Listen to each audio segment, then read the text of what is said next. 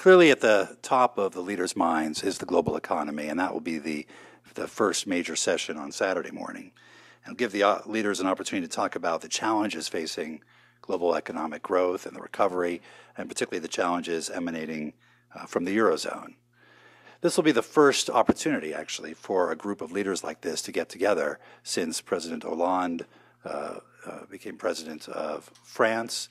This will be the first such meeting given since the political turmoil has erupted in Greece.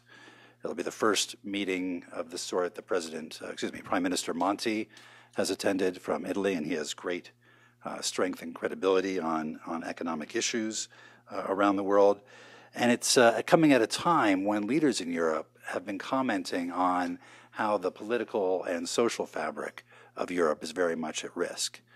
So while detailed discussions of the rebalancing agenda or financial regulation will take place at the G20 summit next month in Mexico, and that's where it should take place, leaders coming to Camp David very much have at the top of their minds what they need to do to foster growth and job creation and ensure that developments in fragile countries are managed appropriately and don't spill over into the broader global economy.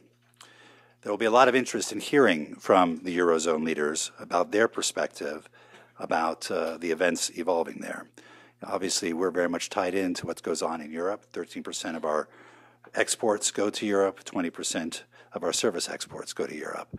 And they were each other's largest foreign investors. So what happens in the European Union and its economy is very much part of what happens here, and it's why we have such a strong interest in how they manage their way through these issues. I don't expect there to be a sterile debate between fiscal responsibility and stimulus. All of the G8 countries are focused on pursuing fiscal sustainability. Nor will there be a debate over consolidation versus growth. Everyone around the G8 is searching for growth now. Rather, I think the conversation is likely to focus on how to achieve that growth, how to take into account different national needs and evolving economic conditions, and how to strengthen, in the case of Europe, the institutions of integration so as to build confidence and send a positive message to the markets.